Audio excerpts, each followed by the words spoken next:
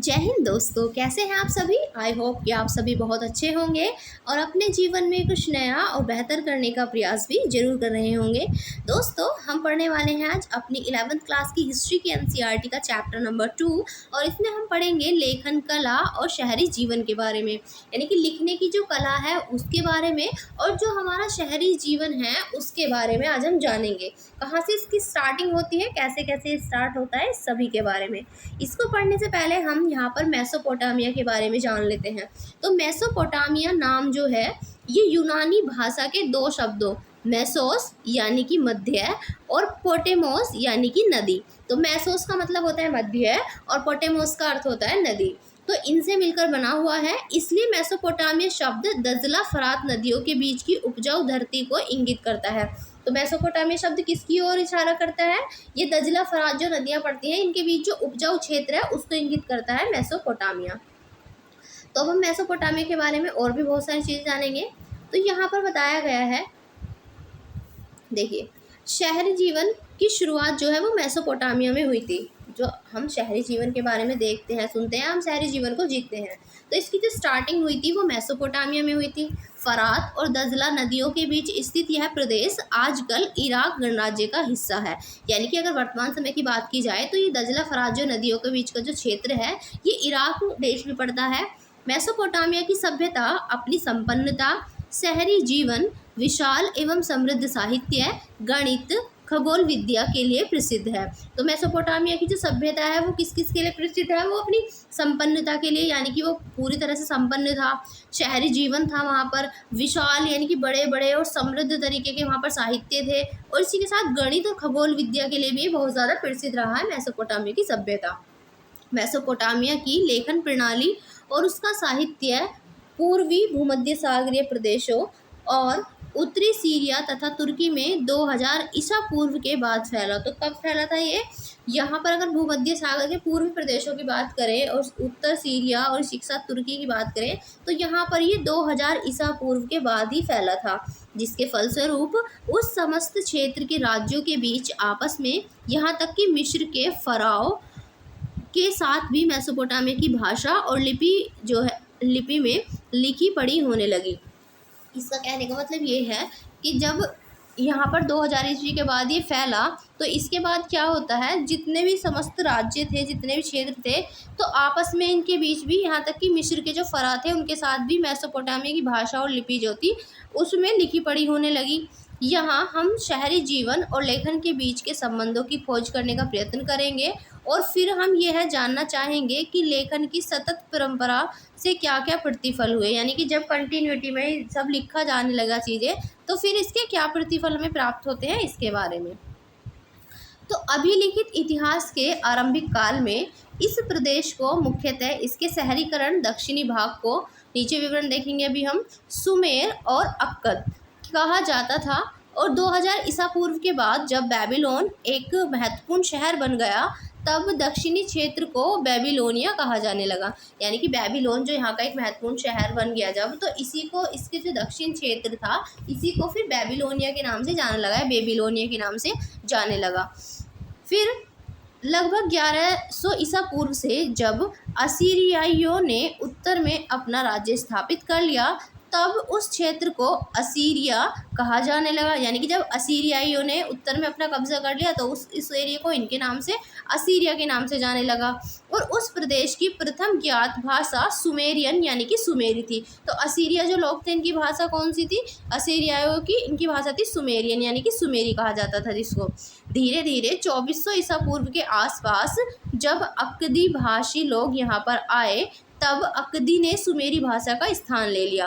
तो यानी कि जब अक्कदी लोग यहाँ पर आए अपनी भाषा को लेकर तो तब अक्कदी ने सुमेरी भाषा का स्थान ले लिया। अक्कदी भाषा सिकंदर के समय 336 से 323 ईस्वी तक कुछ क्षेत्रीय परिवर्तनों के साथ फलती फूलती रही। यानी कि सिकंदर के टाइम पर भी अक्कदी भाषाएं फलती फूलती रही थी और 1400 ईसा पूर्व से धीरे धीरे अरमाइक भाषा का भी प्रवेश यहाँ पर शुरू हुआ और यह भाषा हिब्रू से मिलती जुलती थी और 1000 ईसा पूर्व के बाद व्यापक रूप से बोली जाने लगी और यह है आज भी इराक के कुछ भागों में बोली जाती है। तो आज के टाइम में भी जो हिब्रू भाषा है या अरमाइक जो है ये आज भी क्या है, ये आज भी इराक के कुछ भागों में बोली जाती है। अब यहाँ पर बताया गया है मेसोपोटामिया में पुरातत्वीय खोजों की शुरुआत 1840 के दशक में हुई। वहाँ एक या दो स्थलों पर जैसे कि उरुक और मारी में, जिन पर हम आगे चर्चा करेंगे, यहाँ पर उत्खनन कार्य कई दशकों तक चलता रहा, यानी कि कई दसियों सालों तक जो है यहाँ पर कई सालों तक ये क्या चलता रहा, यहाँ पर उत्खनन का कार्य यहाँ पर चलता रहा। भारत में किसी भी स्थल पर इतने लंबे अरसे तक खुदाई की कोई परियोजना नहीं चली थी। इन खुदाइयों के फलस्वरूप आज हम इतिहास के स्रोतों के रूप में सैकड़ों की संख्या में इमारतें, मूर्तियों, आभूषणों, कब्रों, औजारों और मुद्राओं को ही नहीं बल्कि हजारों की संख्या में लिखित दस्तावेजों का अध्ययन भी कर सकते हैं। यानी कि जब हम इनकी खुदाई करते हैं तो इसके बाद हमें इनके इतिहास के जो सोर्सेस मिलते हैं उसमें सैकड़ों की संख्या में यहाँ पर इमारतें तो मिलती हैं, मूर्तियाँ, आभूषण, इन ये सब तो मिलते ही हैं। इनके साथ साथ जो लिखित दस्तावेज हैं वो भी हमें इनके साथ ही प्राप्त होती है। मेसोपोटामिया जो यूरोपवासी थे, यूरोपवासियों के लिए मेसोपोटामिया इसलिए महत्वपूर्ण था क्योंकि बाइबल जो थी, बाइबल उसके प्रथम भाग ओल्ड टेस्टामेंट में इसका उल्लेख कई संदर्भों में किया गया है।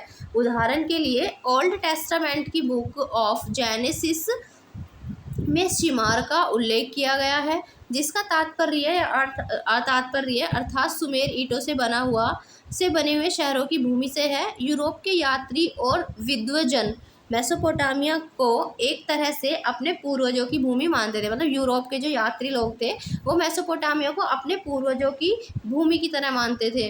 और जब इस क्षेत्र में पुरातत्व खोज की शुरुआत हुई तो ओल्ड टेस्टामेंट के अक्षरांश सत्य को सिद्ध करने का प्रयत्न करने लगे। जो भी इन्हें चीज़ें मिलती रही उनको यहाँ पर उससे सिद्ध करना इन्होंने शुरू कर दिया। फिर 19वीं सदी के मध्य से मेसोपोटामिया के अतीत की खोजे जाने के उत्साह में कभी कोई कमी नहीं है। यानी कि 19वीं सदी के मध्य से तो मेसोपोटामिया के जो अतीत था, जो उसका पास्ट था, उसकी जो खोजें थी उसको जानने के लिए उसके खोजे जाने के उत्साह में कभी भी कोई कमी नहीं आई। और फिर सन 1873 में एक ब्रिटिश समाचार पत्र ने ब्रिटिश म्यूजियम के द्वारा प्रारंभ किए गए खोज अभियान का खर्चा उठाया। तो यहाँ पर क्या किया गया इनके द्वारा, यानी कि एक जो न्यूज़ था, इन्होंने क्या किया भाई, यहाँ पर इस अभियान का खोज का जो अभियान था इसका खर्चा उठाने की बात की, यहाँ पर इनका खर्चा उठाया, जिसके अंतर्गत मेसोपोटामिया में एक ऐसी पट्टिका यानी कि एक ऐसी टेबल की खोज की जानी थी जिस पर बाइबल में उल्लिखित जो जल प्लावन है यानी कि फ्लड है की कहानी का अंकन था। 1960 के दशक तक यह समझा जाता था कि ओल्ड टेस्टामेंट की जो कहानियाँ हैं अक्षरशः सही नहीं है, लेकिन ये इतिहास में हुए महत्वपूर्ण परिवर्तनों के अतीत को अपने ढंग से अभिव्यक्त करती हैं। धीरे धीरे पुरातात्विक तकनीकें अधिक उन्नत और परिष्कृत होती गई। मतलब धीरे धीरे जो पुरातात्विक चीज़ जो भी टेक्नोलॉजीज़ थी उनकी वो अधिक से अधिक उन्नत और ज़्यादा से ज़्यादा परिष्कृत होती गई। इसके अलावा भिन्न भिन्न पहलुओं पर ध्यान दिया जाने लगा, यहाँ तक कि आम लोगों के जीवन की भी परिकल्पना की जाने लगी। बाइबल की कहानियों की जो अक्षरश सच्चाई को प्रमाणित करने का कार्य गौण हो गया और आगे के अनुभागों में हम जिन बातों पर चर्चा करेंगे उनमें से अधिकांश इन परवर्ती अध्ययनों पर ही आधारित होंगी। मतलब इन पर ही आधारित अध्ययनों का भी जो हम आगे करने वाले हैं। देखिए, बाइबल जो है, बाइबल के अनुसार यह जल प्लावन पृथ्वी पर संपूर्ण जीवन को नष्ट करने वाला था। यानी कि ये जो जल प्लावन था ये क्या था, ये पृथ्वी पर संपूर्ण जीवन को नष्ट करने वाला था। किंतु परमेश्वर ने जल प्लावन के बाद भी जीवन को पृथ्वी पर सुरक्षित रखने के लिए नोआ नाम के एक मनुष्य को चुना। यानी कि इसको सुरक्षित रखने के लिए पृथ्वी को जो यहाँ पर ये थे परमेश्वर, इन्होंने किसको चुना, यहाँ पर नोआ नाम के एक व्यक्ति को चुना। और नोआ ने एक बहुत विशाल नाव बनाई और उसमें सभी जीव जंतुओं का एक एक जोड़ा रख लिया, यानी कि इसने एक बहुत बड़ी नाव बनाई और इसने जितने भी इस संसार में जितने भी यहाँ पर जीव जंतु होते थे उन सभी का एक एक जोड़ा रख लिया। और जब जल प्लावन हुआ तो बाकी सब कुछ तो नष्ट हो गया, पर नाव में रखे सभी जोड़े जो थे सुरक्षित बच गए। ऐसी ही एक कहानी मेसोपोटामिया के परंपरागत साहित्य में भी मिलती है, और इस कहानी के जो मुख्य पात्र हैं वो हैं जीवशूद्र या फिर उत्नापिसिस्टिम कहा जाता था इन्हें। ये पश्चिमी एशिया का यहाँ पर मानचित्र दिखाया गया है। ये देखिए, यह है पश्चिमी एशिया का मानचित्र। इसमें दिखाया गया है काला सागर, यहाँ पर कैस्पियन सागर, ये अरल सागर, इसी के साथ यहाँ पर तुर्की, और सबसे मेन जो हमें देखना है दजला और फरात नदियाँ। ये रही यहाँ पर दजला और फरात नदियाँ, तो दोनों की दोनों दिख गई आपको, दजला भी और फरात भी। ये यहाँ पर सीरिया, लेबनान, भूमध्य सागर, इधर लाल सागर, इधर देखेंगे तो नील नदी, इधर मिस्र पड़ता है, यहाँ अरबी रेगिस्तान। अब यहाँ पर जो मेन चीज़ हमें देखनी है, ये रहे यहाँ पर बेबीलोन, उरू और उर, ये ईरान या फारस की खाड़ी दिखेगी, और इधर हमारी सिंधु नदी बह रही है। और ये दजला फरात रिवर यहाँ पे ध्यान रखनी है, जो कि मेसोपोटामिया के लिए एक इम्पोर्टेंट यहाँ पर जगह देखी हमने। अब देखेंगे मेसोपोटामिया और उसका भूगोल। तो इराक भौगोलिक विविधता वाला देश है, यानी कि अगर भौगोलिक तरीके से देखा है, जियोग्राफिकल कंडीशन को देखा जाए तो यहाँ पर बहुत सारी विविधता वाला ये देश है। इसके पूर्वोत्तर भाग में हरे भरे और ऊंचे मैदान हैं, यानी कि नॉर्थ ईस्ट में अगर आप देखोगे तो यहाँ पर आपको हरे भरे और ऊंचे मैदान मिलेंगे, जो धीरे धीरे वनाच्छादित पर्वत श्रृंखला के रूप में फैले हुए, यानी कि यहाँ पर बहुत वन मिलेंगे आपको देखने के लिए, फैलते गए। साथ ही यहाँ पर स्वच्छ झरने तथा जंगली फूल भी हैं, तो यहाँ पर आपको स्वच्छ झरने भी मिलेंगे और साथ ही साथ जंगली फूल भी मिलेंगे। यहाँ पर अच्छी फसल के लिए पर्याप्त वर्षा होती है, यानी कि यहाँ पर वर्षा इतनी सफिशिएंट होती है कि यहाँ पर फसल बहुत अच्छी हो सकती है। यहाँ 7000 से 6000 ईसा पूर्व के बीच खेती शुरू हो गई थी, और उत्तर में जो भूमि है वो ऊंची है, जहाँ स्टेपी घास के मैदान हैं। तो यहाँ पर जो घास के मैदान पाए जाते हैं उन्हें स्टेपी कहा जाता है। यहाँ पशुपालन की तुलना में आजीविका का अधिक अच्छा साधन है, तो यानी कि यहाँ पर जो है पशुपालन जो है वो खेती की तुलना में ज़्यादा आजीविका का अच्छा साधन है, तो लोग यहाँ पर पशुपालन ज़्यादा करते हैं खेती के बजाय या उसके स्थान पर। सर्दियों की वर्षा के बाद भेड़ बकरियाँ यहाँ उगने वाली झाड़ियों, छोटी छोटी झाड़ियों और घास फूस से अपना भरण पोषण करती हैं। और पूर्व में दजला की सहायक नदियाँ ईरान के पहाड़ी प्रदेशों में जाने के लिए परिवहन का अच्छा साधन है। तो जो पूर्व में जो दजला है, इसकी सहायक नदियाँ जो ईरान की पहाड़ी प्रदेश में जाने के लिए ये परिवहन का सबसे अच्छा साधन है। और दक्षिण भाग में एक रेगिस्तान है, तो जो इसके साउथ में है एरिया, वहाँ पर क्या है, एक रेगिस्तान है, और ये वही स्थान है जहाँ पर सबसे पहले नगरों और लेखन प्रणाली का प्रादुर्भाव हुआ। तो अभी हम नीचे देखें हैं कहाँ पर वो स्थान है, और इन रेगिस्तानों में शहरों के लिए भरण पोषण का साधन बन सकने की क्षमता थी। तो इन रेगिस्तानों में जो है शहरों के लिए यहाँ पर, ताकि अपना भी जितना भी इनको भरण पोषण की आवश्यकता है वो सब इन साधनों को पूरा करने का इसमें क्षमता थी, क्योंकि फरात और दजला नाम की नदियाँ उत्तरी पहाड़ों से निकलकर अपने साथ उपजाऊ बारीक मिट्टी लाती रही हैं, और जब इन नदियों में बाढ़ आती है अथवा जब इनके पानी को सिंचाई के लिए खेतों में ले जाया जाता है, तब ये उपजाऊ मिट्टी वहाँ पर जमा हो जाती है। जब इनका पानी जाता है साथ साथ मिट्टी भी जाती है, जहाँ से इनकी जो उपजाऊपन है मिट्टी, वो भी उपजाऊ मिट्टी वहाँ पर जमा हो जाती है। यहाँ पर देखिए, ये जो चित्र नंबर 2 दिखाया गया है, ये मेसोपोटामिया पर्वत, यहाँ पर स्टेपी घास का मैदान और रेगिस्तान है, और दक्षिण का सिंचित क्षेत्र यहाँ पर दिखाया गया है। तो ये कृषि उत्पादकता का प्रदेश दिखाया गया है, ग्रीन ग्रीन। ये उरूर हो गया यहाँ पर, ये बेबीलोन, यहाँ पर देखेंगे तो ये बगदाद है, और ये दजला नदी यहाँ पर दिखाई गई है। तो ये स्टेपी वाला एरिया यहाँ पर दिखाया गया है। इसी के साथ यहाँ पर ये जो एरिया दिखाया गया है डॉटेड वाला आपको, ये वर्षा सिंचित कृषि प्रदेश की दक्षिणी सीमा है। तो ये जो आपको डॉटेड वाला एरिया दिखाया गया है सारा, ये डॉटेड एरिया, ये वर्षा सिंचित वाली कृषि प्रदेश की दक्षिणी सीमा है। और ये सारे पर्वत हैं जो आपको इस पर्वत के शेप में दिखाए गए हैं, ये सारे क्या हैं यहाँ पर पर्वतीय क्षेत्र। आप देख सकते हैं पर्वत क्षेत्र भी यहाँ पर बहुत ज़्यादा है। तो यहाँ पर जो फरात नदी है, देखिए फरात नदी रेगिस्तान में प्रवेश करने के बाद ये कई धाराओं में बंटकर बहने लगती है। तो फरात नदी क्या होती है, जब रेगिस्तान में प्रवेश कर जाती है तो ये अलग अलग कई धाराओं में बहती है। कभी कभी इन धाराओं में बाढ़ आ जाती है और पुराने ज़माने में ये धाराएं सिंचाई की नहरों का काम कर देती थी। यानी कि पुराने ज़माने में क्या काम करती थी, जो सिंचाई की नहरें काम करती है वो काम कर देती थी। इनसे आवश्यकता पड़ने पर गेहूँ, जौ, मटर या मसूर के खेतों की सिंचाई की जाती थी। रोम साम्राज्य, जो कि हम अगले चैप्टर में पढ़ेंगे, सहित सभी पुरानी व्यवस्थाओं में दक्षिणी मेसोपोटामिया की खेती सबसे ज़्यादा उपज वाली हुआ करती थी। तो यहाँ पर दक्षिणी मेसोपोटामिया की जो खेती थी वो सबसे ज़्यादा उपज उसी में हुआ करती थी। हालांकि वहाँ पर फसल उपजाने के लिए आवश्यक वर्षा की कुछ कमी रहती थी, लेकिन फिर भी वहाँ पर उपज जो है वो बहुत ज़्यादा हुआ करती थी, सबसे ज़्यादा। खेती के अलावा भेड़ बकरियां स्टेपी घास के मैदानों, पूर्वोत्तरी मैदानों और पहाड़ों के ढालों पर पाली जाती थी। ये उपजाऊ स्थान बाढ़ की नदियों से काफ़ी ऊंचाई पर स्थित थे, जिनसे भारी मात्रा में मांस, दूध और ऊन आदि वस्तुएं मिलती थी। इसके अलावा नदियों में मछलियों की कोई कमी नहीं थी और गर्मियों में खजूर के पेड़ खूब फल यानी कि पिंड खजूर देते थे। तो यहाँ पर जो है किसी भी चीज़ की कमी नहीं थी। ये जो उपजाऊ स्थान थे बाढ़ की नदियों से काफ़ी यहाँ पर ऊंचाई पर स्थित हुआ करते थे।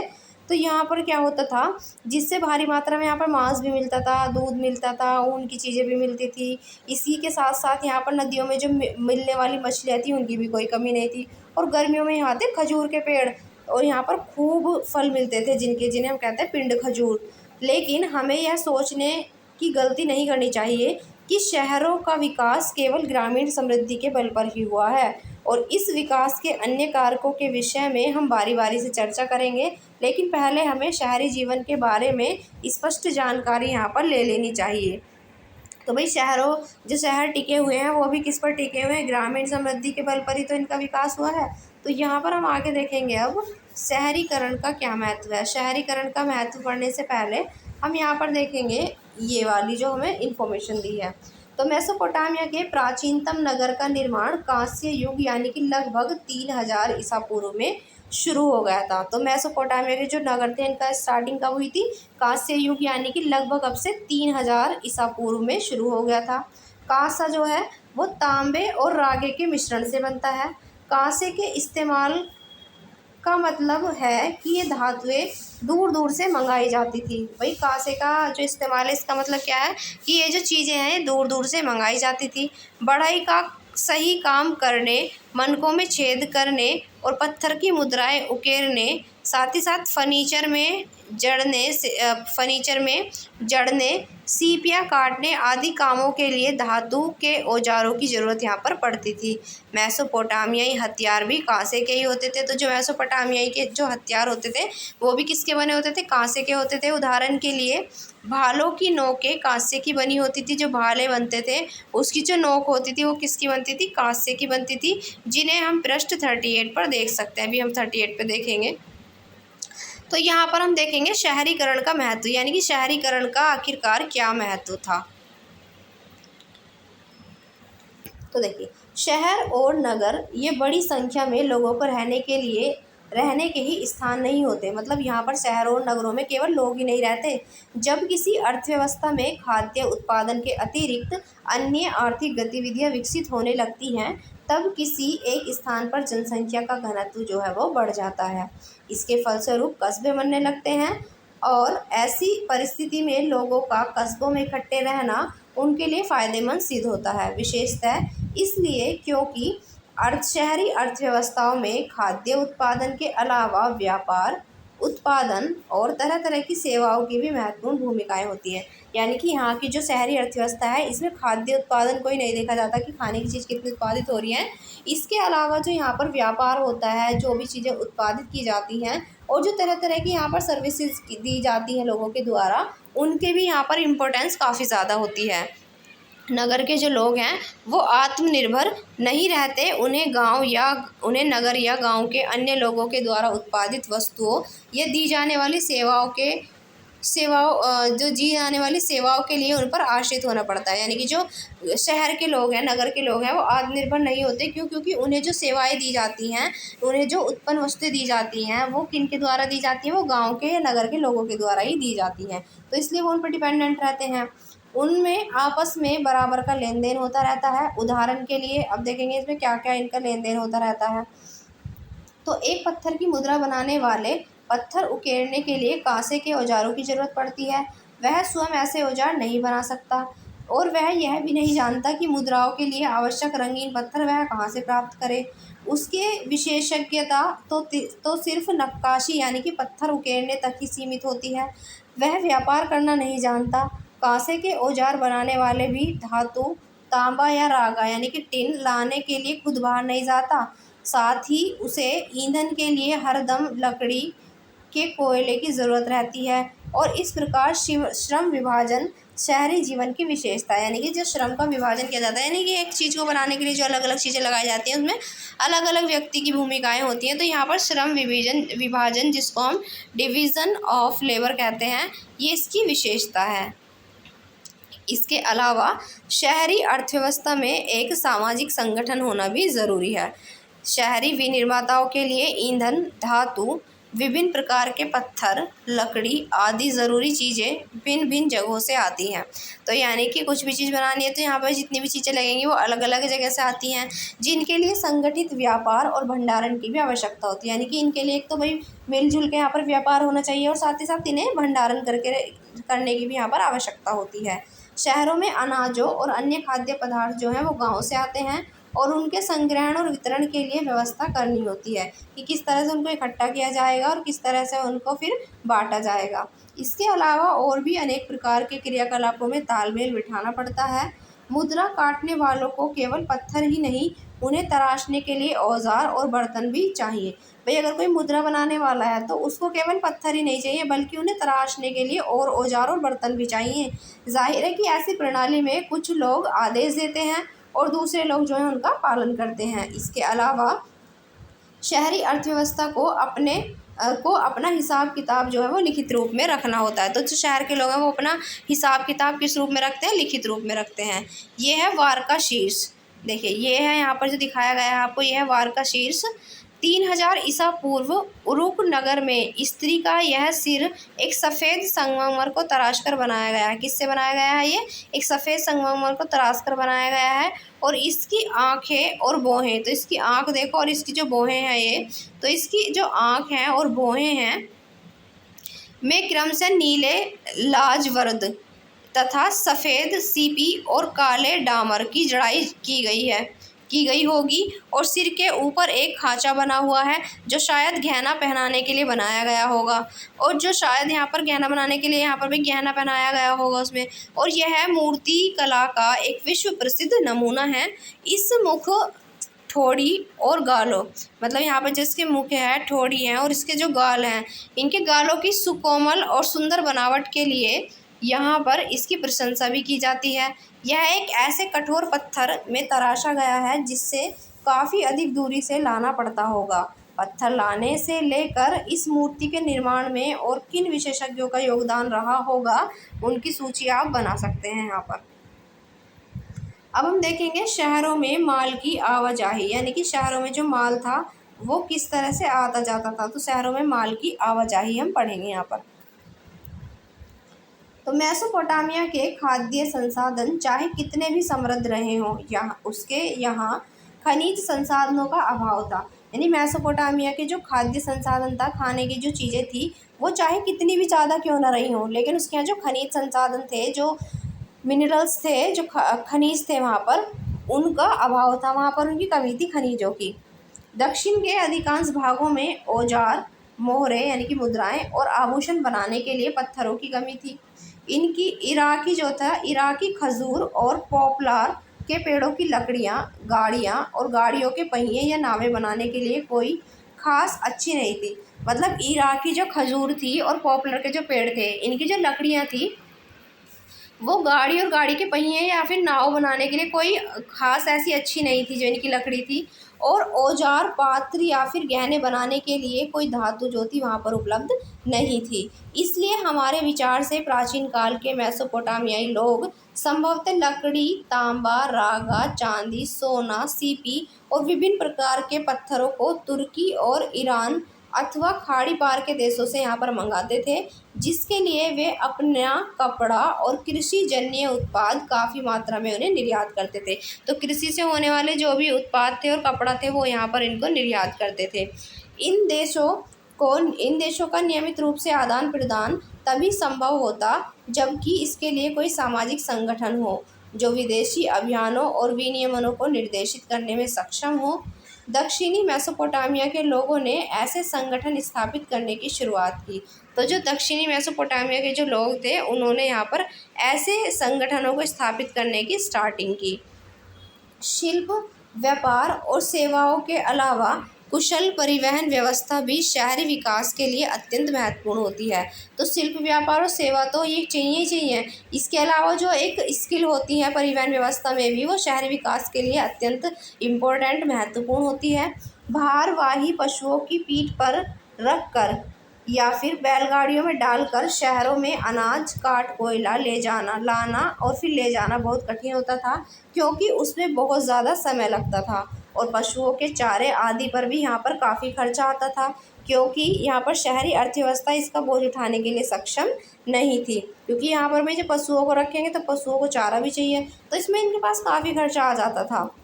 इसलिए परिवहन का जो सबसे सस्ता तरीका था वो सर्वत्र जलमार्ग ही होता है। यानी कि सभी जगह आज के टाइम में भी अगर देखोगे तो वो सबसे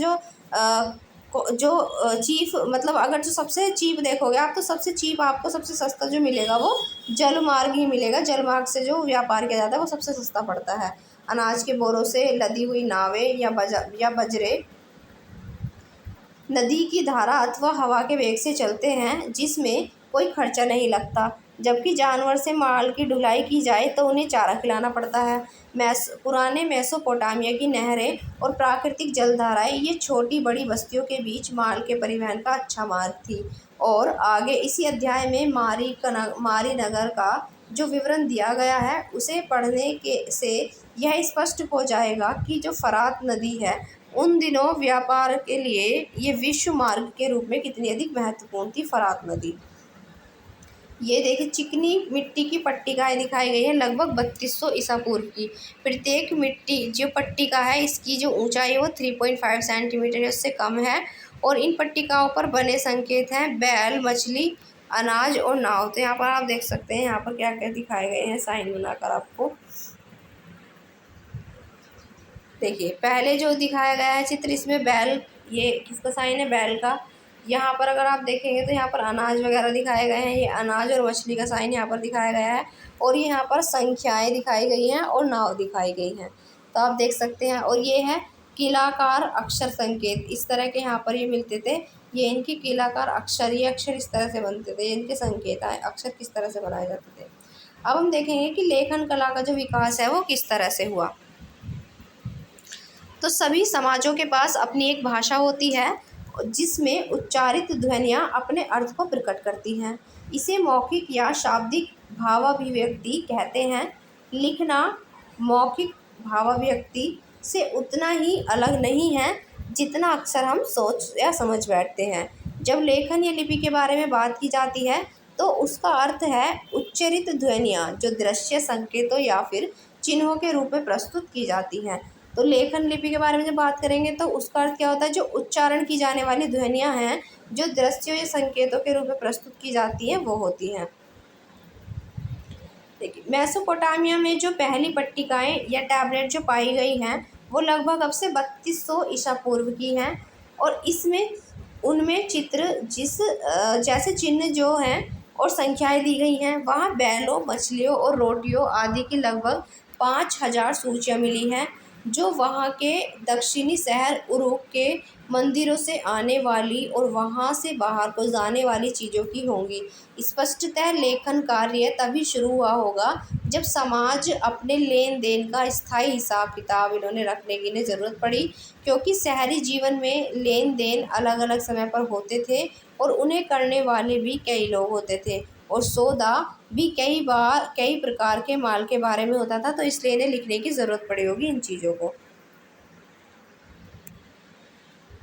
अब यहाँ पर हम देखेंगे एक चिकनी मिट्टी की पट्टिकाएँ। देखिए एक चिकनी मिट्टी की पट्टिका जो दोनों ओर कीलाक्षरों में लिखी हुई हैं। कीलाक्षर यह एक गणितीय अभ्यास है और पट्टिका के अग्रभाग में सबसे ऊपर एक त्रिभुज, और यहाँ पर देखिए तो यहाँ पर आपको त्रिभुज दिखाया गया है और उसके आर पार कुछ रेखाएं अंकित हैं। आर पार देखो कुछ रेखाएं दिखाई गई हैं। आप देखेंगे कि अक्षर जो है वो मिट्टी में दबाकर इनको अंकित किया गया है।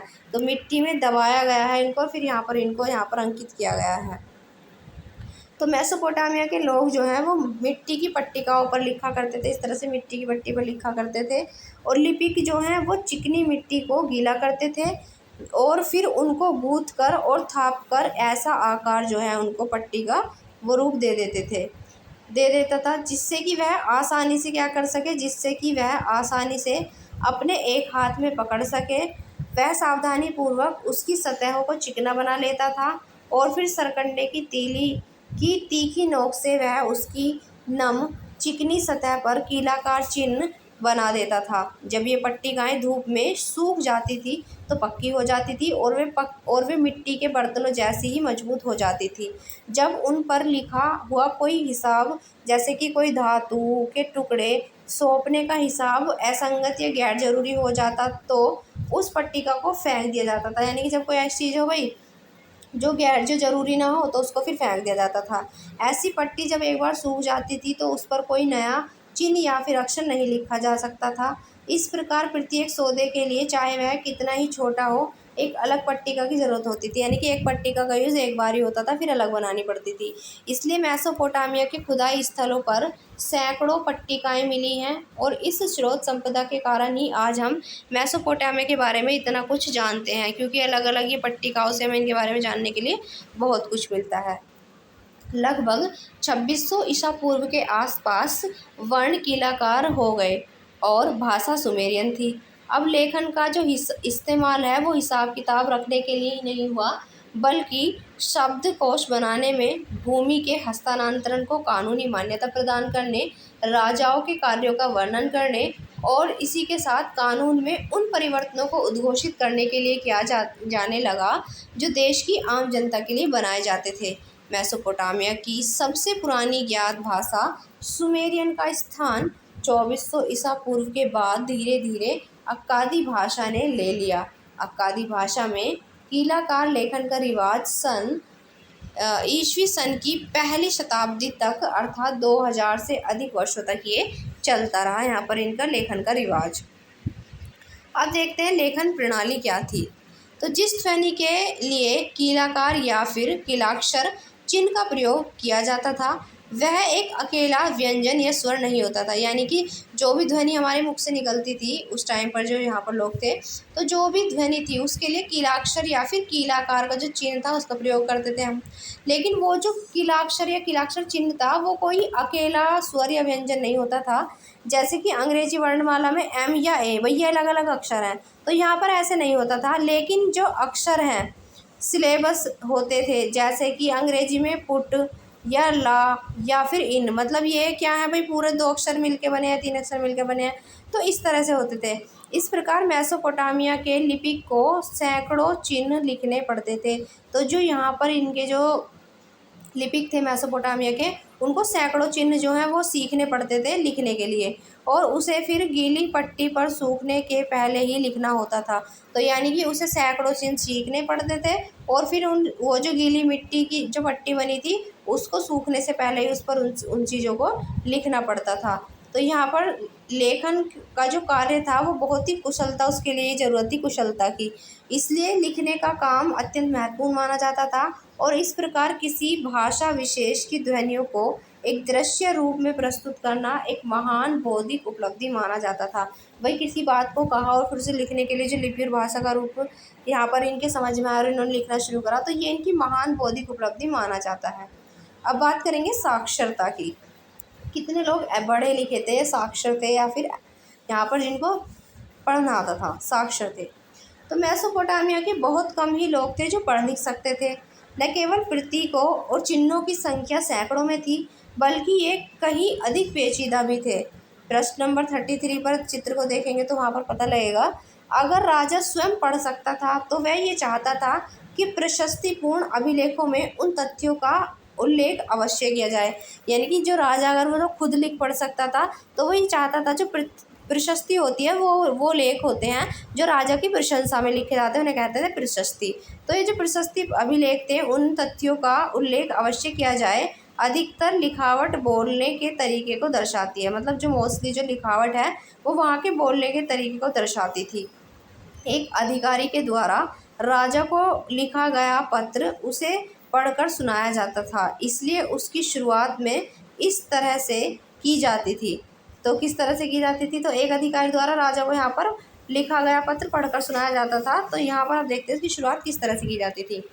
मेरे अमुक मालिक को उनका अमुक सेवक निवेदन करता है, मुझे सौंपे गए काम को मैंने पूरा कर दिया है। सृष्टि के बारे में लिखे गए एक लंबे पौराणिक काव्य के अंत में यह लिखा गया। तो यहाँ पर क्या लिखा गया भाई? जब सृष्टि संसार के बारे में लिखा गया तो जब एक लंबा पौराणिक काव्य लिखा गया तो इसके अंत में क्या लिखा गया ये देखते हैं। तो इन काव्य पंक्तियों को सदा याद रखा जाए और बड़े बूढ़े लोग इन्हें छोटों को पढ़ाएं, बुद्धिमान और विद्वान लोग इन पर चर्चा करें। पिता इन्हें अपने पुत्रों के लिए बार बार दोहराएं, यहाँ तक कि ग्वालों के कान भी इन पंक्तियों को सुनने के लिए सदा खुले रहें। तो ये यहाँ पर कहा गया इनसे। अब देखेंगे हम यहाँ पर लेखन का प्रयोग। लेखन का प्रयोग जो है वो किस तरह से होता है? तो शहरी जीवन, व्यापार और लेखन कला के बीच के संबंधों को उरुक के एक प्राचीन शासक एनमरकर के बारे में लिखे गए। यानी कि यहाँ पर बताया गया कि जो शहरी जीवन था, जो शहरों की लाइफ थी, सिटी की लाइफ थी, और वहाँ पर जो व्यापार था और लेखन कला के बीच के जो संबंध थे, उनको यूरोप का जो एक प्राचीन शासक था जिसका नाम था एनमरकर, इनके बारे में लिखे गए हैं। एक सुमेरियन महाकाव्य में स्पष्ट किया गया है। मेसोपोटामिया की परंपरागत कथाओं के अनुसार उरुक एक अत्यंत सुंदर शहर था जिसे अक्सर केवल शहर कहकर ही पुकारा जाता था। तो यहाँ पर कहा जाता है कि ये जो उरुक था ये एक बहुत ज़्यादा सुंदर शहर था जिसके कारण इसे अक्सर केवल शहर ही कहकर यहाँ पर पुकारा जाता था। सुमेर के व्यापार की पहली घटना को एनमरकर के साथ जोड़ा जाता है। उस महाकाव्य में कहा गया है कि उन दिनों व्यापार क्या होता है यह कोई नहीं जानता था। एनमरकर अपने शहर के एक सुंदर मंदिर को सजाने के लिए लाजवर्द और बहुमूल्य रत्न तथा धातुएं मंगाना चाहता था। इस काम के लिए उसने अपना एक दूत अरट्टा नाम के एक सुदूर देश के शासक के पास भेजा। दूत ने राजा के आदेश का पालन किया और रात में वह चांद तारों की रोशनी और उनसे सूचित दिशा के अनुसार और दिन में सूरज के बताए गए मार्ग पर वो बढ़ता गया। यानी कि रात में तो चांद तारों की दिशाओं को देखकर आगे बढ़ा और दिन में सूरज के बताए गए मार्ग पर वो आगे बढ़ता रहा। वह रास्ते में आने वाले ऊंचे ऊंचे पहाड़ों को लांघने के लिए ऊपर चढ़ता रहा और उतरता रहा। जब वह पहाड़ पर था तो पहाड़ की तलहटी में रहने वाला जो सूसा नगर था उसके लोग तो उसे छोटे चूहों की तरह नमस्कार किया। तो उसने क्या किया, वहाँ पर जब वो उस पहाड़ की तलहटी पे बसे हुए जो रहने वाले जो सूसा नगर के लोग थे उन लोगों ने छोटे चूहों की तरह क्या किया था, उसको नमस्कार किया। उसने 5 पर्वतमालाएं, 6 पर्वतमालाएं और फिर 7 पर्वतमालाएं पार की। तो अरट्टा ने धीरे धीरे 5, 6, 7 जो पर्वतमालाएं हैं वो पार की। दूत अरट्टा के मुखिया से लाजवर्द यानी कि चांदी, तो लाजवर्द किसको कहा जाता है यहाँ पर? चांदी, ये नहीं ला पाया और उसे बारंबार लंबी यात्राओं के उपरांत खाली हाथ ही लौटना पड़ा। यानी कि इतनी लंबी उसने यात्राएं करी लेकिन फिर भी इसे खाली हाथ ही लौटना पड़ा। इसके बावजूद कि वह अरट्टा के मुखिया से चांदी प्राप्त करने के लिए उसको उरुक के राजा की ओर से तरह तरह की धमकियां और आश्वासन देता रहा। अंत में दूत इतना चकरा गया कि अपनी बात को सही तरह से व्यक्त नहीं कर पाया और उसने एनमरकर के संदेश का घालमेल कर दिया। यानी कि जो उसके संदेश थे उनका उसने क्या किया, घालमेल कर दिया। और तब राजा एनमरकर ने अपने हाथों से चिकनी मिट्टी की पट्टिका बनाई और उस पर शब्द लिख दिए। और उन दिनों मिट्टी पर शब्द लिखने का रिवाज नहीं था। तो जब उन दिनों मिट्टी पर लिखने का रिवाज नहीं था तो ये किसने शुरू कर दिया, यहाँ पर एनमरकर ने यहाँ पर ये लिखना शुरू कर दिया। तो जब लिखी हुई पट्टिका जो थी दूत ने अरट्टा के शासक के हाथों में दी, यानी कि जब इसका जो दूत था इसने इसके दूत ने यहाँ पर अरट्टा के शासक के हाथों में ये पट्टिका दी, तो उसने उसकी जांच की। उच्चरित शब्द कील यानी कि गीलाकार शब्द थे। उसे देखते ही उसकी त्योरियां चढ़ गई। उसने पट्टिका पर नज़र गड़ाए रखी, यानी कि उसकी तो आंखों की जो भौहें थी ऊपर चढ़ जाती हैं, और पट्टिका पर वो अपनी नज़र गड़ाए रखी उसने। इस घटना को शाब्दिक रूप से सत्य नहीं माना जाना चाहिए, लेकिन इससे यह निष्कर्ष निकाला जा सकता है कि मेसोपोटामिया की विचारधारा के अनुसार सर्वप्रथम राजा ने ही व्यापार और लेखन की व्यवस्था की थी।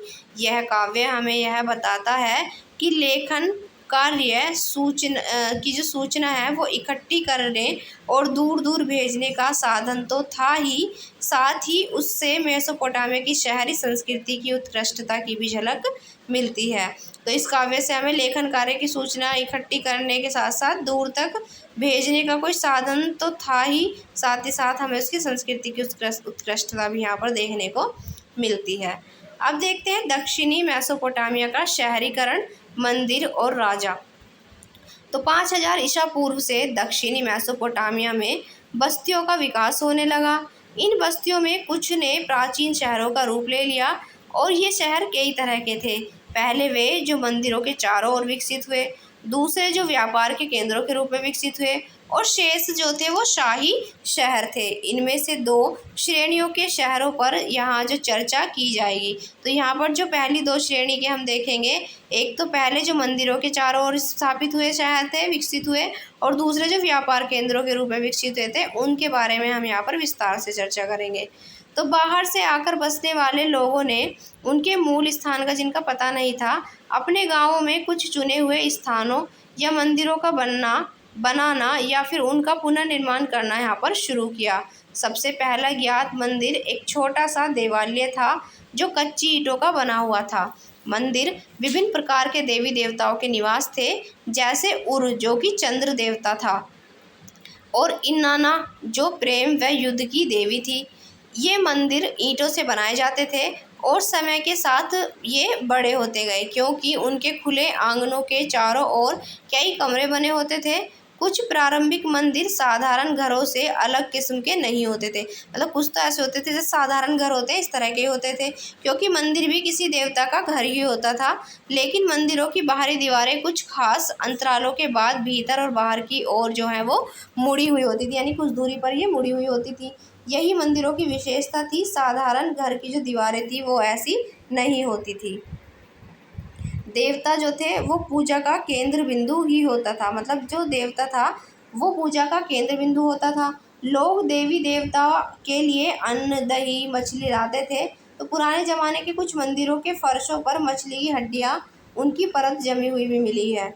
आराध्य देव सैद्धांतिक रूप से खेतों, मत्स्य क्षेत्रों और स्थानीय लोगों के पशुधन का स्वामी माना जाता था। तो आराध्य देव को क्या मानते थे? सैद्धांतिक रूप से खेतों का और जो मछली पकड़ते थे जहाँ से उन क्षेत्रों का, और स्थानीय लोगों के जो पशुधन है उनका स्वामी इनको माना जाता था। समय आने पर उपज को उत्पादित वस्तुओं में बदलने की प्रक्रिया, जैसे कि तेल निकालना, अनाज पीसना, काटना और ऊनी कपड़ों को बुनना आदि यही की जाती थी। ये सब घर परिवार से ऊपर के स्तर के व्यवस्थापक, व्यापारियों के नियोक्ता, अन्न, हल जोतने वाले पशुओं, रोटी, जौ की शराब, मछली आदि के आवंटन और वितरण के लिखित अभिलेखों के पालक के रूप में मंदिर ने धीरे धीरे अपने क्रियाकलाप बढ़ा लिए और मुख्य शहरी संस्था का यहाँ पर रूप ले लिया। लेकिन अन्य दूसरे कारक भी इस व्यवस्था में विद्यमान थे। केवल यही नहीं बल्कि और कारक भी थे जो इसके लिए यहाँ पर जिम्मेदार थे। यहाँ पर आप देखिए, ये जो चित्र दिखाया गया है ये दक्षिणी मेसोपोटामिया का सबसे प्राचीन ज्ञात मंदिर का नक्शा यहाँ पर आप देख सकते हैं। ये यहाँ पर भट्टी है, ये है वेदिका, और ये यहाँ है प्रवेश द्वार यहाँ से जाने के लिए। तो ये उस टाइम का मंदिर दिखाया गया है, मेसोपोटामिया का सबसे प्राचीन मंदिर है ये।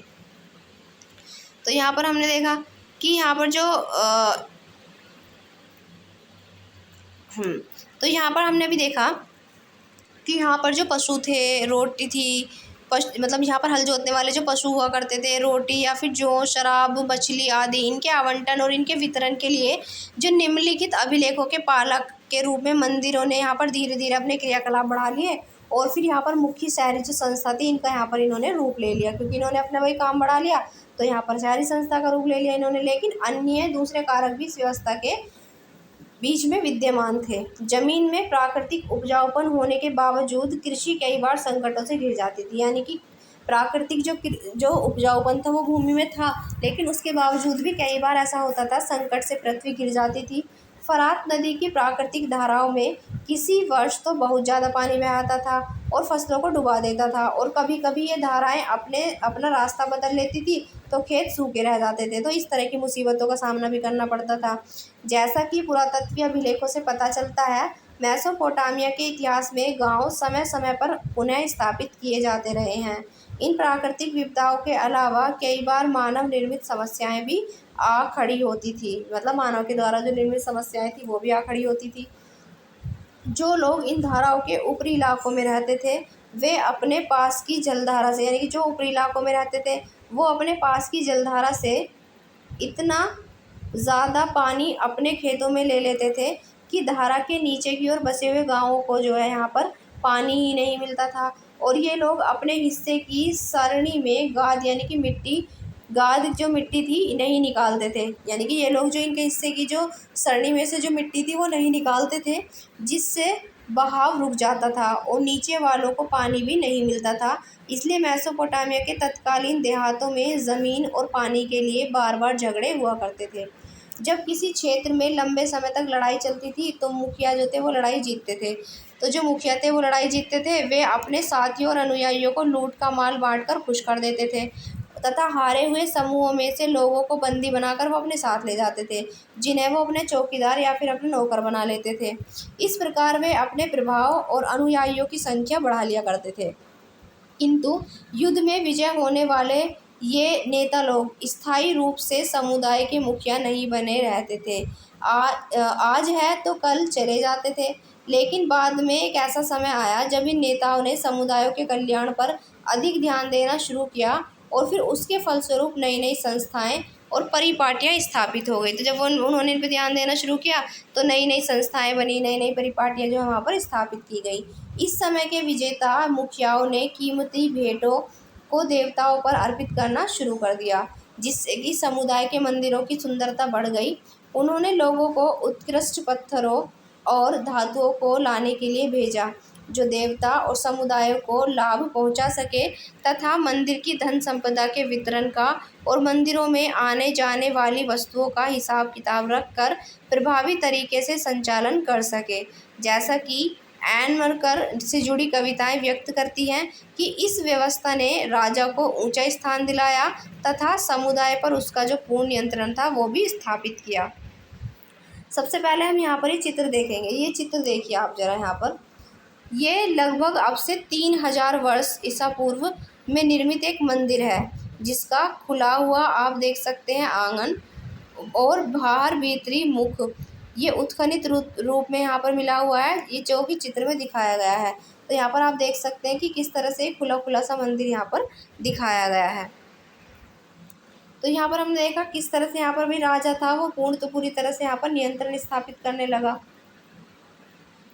तो हम यहाँ पर देखिए, हम पारस्परिक हितों को सुदृढ़ करने वाले विकास के ऐसे दौर की कल्पना कर सकते हैं जिसमें मुखिया लोगों ने ग्रामीणों को अपने पास बसने के लिए प्रोत्साहित किया, यानी कि जो मुखिया थे उन्होंने ही उन्हीं लोगों ने मुखिया लोगों ने ग्रामीण लोग थे जो गांव के उनको अपने पास बसने के लिए यहाँ पर प्रोत्साहित किया, जिससे कि वे आवश्यकता पड़ने पर तुरंत अपनी सेना इकट्ठी कर सकें, यानी कि अगर उन्हें ज़रूरत पड़ेगी तो वो उनको अपनी सेना के रूप में वो यूज़ कर सकें। इसके अलावा लोग एक दूसरे के आसपास रहने से स्वयं को अधिक सुरक्षित भी महसूस कर सके। भाई अगर एक साथ रहेंगे तो वो अपने आप को सुरक्षित महसूस करेंगे।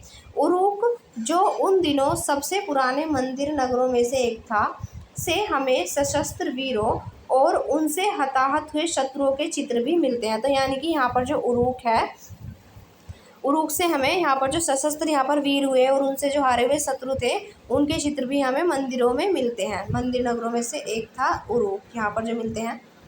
और सावधानी पूर्वक किए गए पुरातत्वीय सर्वेक्षणों से ये भी पता चलता है कि 3000 ईसा पूर्व के आसपास जब उरुक नगर का 250 हेक्टेयर भूमि में विस्तार हुआ तो उसके कारण दर्जनों छोटे जो गांव थे, छोटे छोटे गांव थे, वो उजड़ गए। तो यहाँ पर जब भूमि का विस्तार किया तो गांव भी यहाँ पर उजड़ गए और बड़ी संख्या में आबादी का विस्थापन हुआ, यानी कि बहुत बड़ी संख्या में यहाँ पर आबादी क्या हुई, विस्थापित हुई, उन लोगों ने माइग्रेट किया। उसका यह विस्तार शताब्दियों बाद फले फूले मोहनजोदड़ो नगर से दोगुना था। यानी कि उसका जो ये विस्तार था, ये शताब्दियों बाद जो मतलब इसकी कई सेंचुरीज बाद जो फला फूला था मोहनजोदड़ो, उस नगर से भी दोगुना था। और यह भी उल्लेखनीय तथ्य है कि उरुक नगर जो है, इसकी रक्षा के लिए, उरुक नगर की रक्षा के लिए उसके चारों ओर काफ़ी पहले ही एक सुदृढ़ प्राचीर बना दी गई थी। उरुक नगर 4200 ईसा पूर्व से 400 ईस्वी तक बराबर अपने अस्तित्व में बना रहा और उस दौरान 2800 ईसा पूर्व के आसपास वह बढ़कर 400 हेक्टेयर में फैल गया था। तो ये कितने इसमें फैल गया था, 400 हेक्टेयर में फैल गया था। युद्धबंदियों और स्थानीय लोगों, यानी कि युद्धबंदी जो थी, युद्ध में जो बंदी बनाए जाते थे वो, और जो स्थानीय लोग थे उनको अनिवार्य रूप से मंदिरों का अथवा प्रत्यक्ष रूप से शासकों का काम करना पड़ता था। कृषि कर भले ही न देना पड़े, यानी कि कृषि पर जो कर लगता था वो भले ही ना देना पड़े, पर काम जो था वो अनिवार्य करना पड़ता था इन लोगों को। जिन्हें काम पर लगाया जाता था उन्हें काम के बदले अनाज दिया जाता था। सैकड़ों ऐसी राशन सूचियाँ मिलती हैं जिनमें काम करने वाले लोगों के नामों के आगे उन्हें दिए जाने वाले अनाज, कपड़े और तेल आदि की मात्रा लिखी गई थी। यानी काम के बदले अनाज, तेल और कपड़े दिए जाते थे। एक अनुमान के अनुसार इन मंदिरों में से एक मंदिर को बनाने के लिए 1500 आदमियों ने 5 साल तक प्रतिदिन 10 घंटे काम किया। ऐसा भी यहाँ पर मिली है सूचना। शासक के हुक्म से आम लोग पत्थर खोदने, धातु खनिज लाने, मिट्टी से ईंटें तैयार करने और मंदिर में लगाने और सुदूर देशों में जाकर मंदिर के लिए उपयुक्त सामान लाने के कामों में जुटे रहते थे। इसकी वजह से 3000 ईसा पूर्व के आसपास उरूप में खूब तकनीकी प्रगति हुई। तो जब सब सामान लाने के लिए भाई लोगों को ये हुक्म देता था शासक, सब लोग जाते थे और सामान लाते थे।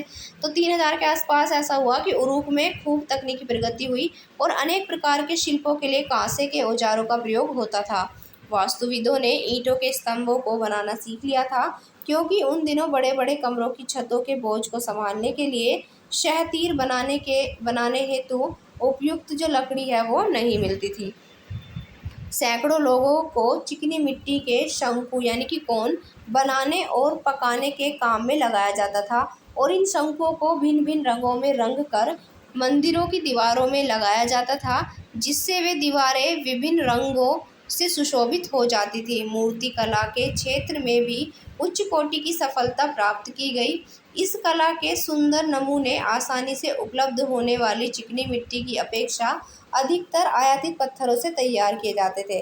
तो यहाँ पर जो चिकनी मिट्टी की अपेक्षा अधिकतर जो आयात किए जाते थे पत्थर, उनसे यहाँ पर तैयार किए जाते थे सुंदर नमूने।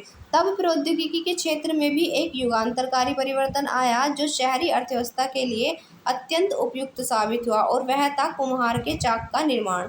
आगे चलकर इस चाक से कुम्हार की कार्यशाला में एक बड़े पैमाने पर दर्जनों एक जैसे बर्तन आसानी से बनाए जाते थे। तो यहीं से चाक का निर्माण होता है, जिससे कि एक साथ दर्जनों बर्तन यहाँ पर बनाए जा सकते थे। अब यहाँ पर आप इस चित्र को देखिए, जो चित्र दिखाया गया है यहाँ पर, तो ऊपर एक यहाँ पर काले पत्थर पर उत्कीर्णित ये शिल्पपट है। इस स्लेट पर दाढ़ी वाले व्यक्ति का दोहरा चित्र दिया गया है, यानी कि एक दाढ़ी वाला व्यक्ति है और इसका यहाँ पर दोहरा चित्र दिया गया है इस पर। और उसके बालों और सिर पर बंधी हुई पट्टी, उसके बाल पर और सिर पर क्या बंधी हुई है, तो पट्टी बंधी हुई है सिर पर उसके, और साथ ही साथ कमर जो है पट्टी, कमर पट्टी और लंबे अंगरखे के नीचे हिस्से जो स्कर्ट को देख सकते हैं आप, स्कर्ट पहनी हुई है। नीचे के दृश्य में उसे एक शेर पर अपने बड़े धनुष बाण से आक्रमण करते हुए दिखाया गया है। ऊपर के दृश्य में यह वीर उस उग्र शेर को आखिर अपने भाले से मार गिराता है। तो यहाँ पर ये क्या करता है, अपने भाले से इसको मार गिराता है। ये देखिए यहाँ पर, तो यहाँ पर देख सकते हैं आप, ये यहाँ पर भाला चला रहा है, ये यहाँ पर भाला चला आ रहा है यहाँ पर, और इस शेर को मारने की यहाँ पर कोशिश की जा रही है। हालांकि इतना इसमें क्लियर आपको दिख नहीं रहा होगा ये, फिर भी यहाँ पर हम देखते हैं। देखिए यहाँ पर एक चित्र और दिखाया गया है, ये देखिए यहाँ पर, ये है स्लेट पत्थर के ऐसे यहाँ पर शिलापट होते थे जिन पर अभिलेख उत्कीर्ण किए जाते थे। तो एक बेलनाकार मुद्रा की छाप जो कि लगभग अब से 3200 ईसा पूर्व की है। इस छाप में अंकित दाढ़ी वाले सशस्त्र व्यक्ति और ऊपर जो है वो काले पत्थर पर अंकित वीर की उत्कीर्णित शिल्प पट या स्लेट है। दोनों में पोशाक और केश शैली एक जैसी दिख रही है। फिर चित्र में 3 युद्धबंदी दिखाए गए हैं जिनके हाथ बंधे हुए हैं। देख सकते हैं आप, ये इनके हाथ बंधे हुए दिखाए गए हैं, ये यहाँ पर हाथ बंधे हुए हैं। और चौथा व्यक्ति जो है वो विजय योद्धा से हाथ फैलाकर भीख मांग रहा है, यानी कि ये यहाँ पर हाथ फैलाकर भीख मांग रहा है। और यहाँ पर ये विजय जिसने जीत लिया, मतलब ये विजित व्यक्ति है, विजय योद्धा है। चलिए आज की क्लास में इतना ही रखते हैं। बाकी जो इस चैप्टर का और बचा हुआ पोर्शन है वो हम नेक्स्ट क्लास में पढ़ेंगे। तब तक के लिए अपना ध्यान रखिएगा। जय हिंद, जय भारत।